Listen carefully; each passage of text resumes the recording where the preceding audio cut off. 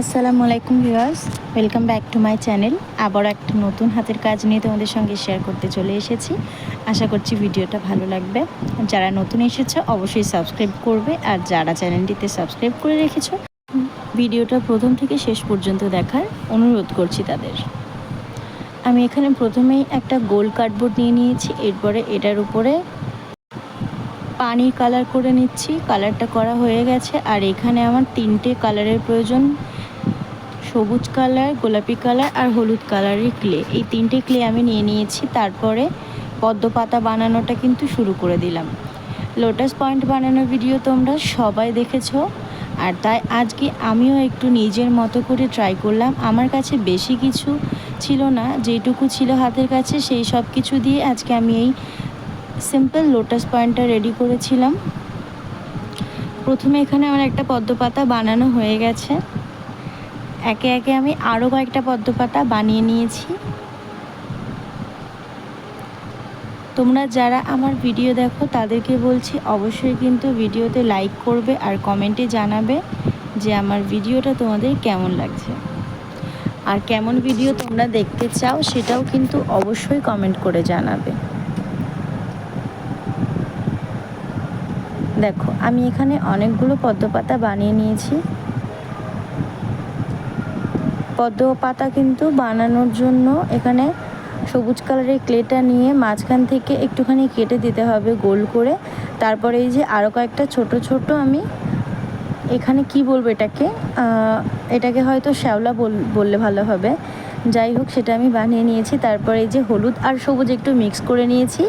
তারপরে আমি হলুদ কালারের ক্লেটা দিয়েও একটু পদ্ম পাতা বানিয়ে নিচ্ছি, যাতে এটাকে মনে হয় একটু পাতাটা হালকা শুকিয়ে গেছে বা পেকে গেছে, যাই বলবে সেরকম একটু মনে হবে। এই কারণে আমি এখানে হলুদ ক্লে আর সবুজ ক্লে মিক্স করে নিয়েছিলাম। তো সবগুলো বানানো হয়ে গেছে। এবারে আমি একটু জাস্ট জায়গা মতো সেট করে এগুলোকে দেখে নিচ্ছি কিভাবে বসালে এটা ভালো লাগবে। তারপরে আসবো মেন পয়েন্টে।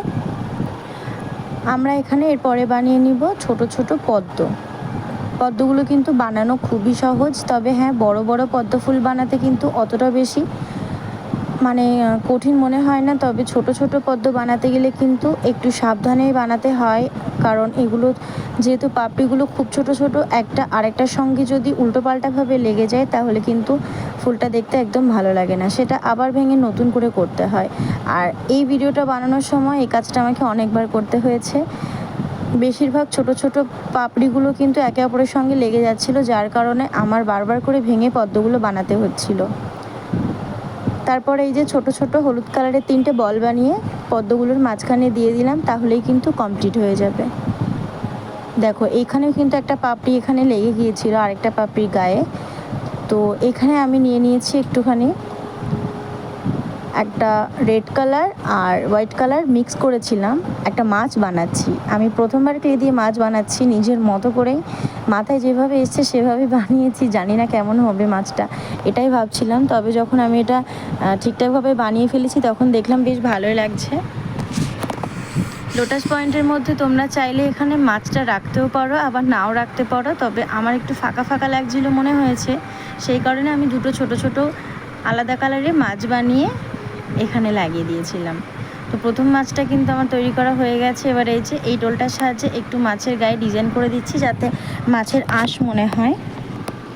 দেখো মাছটা কিন্তু সত্যিই খুব কিউট লাগছে।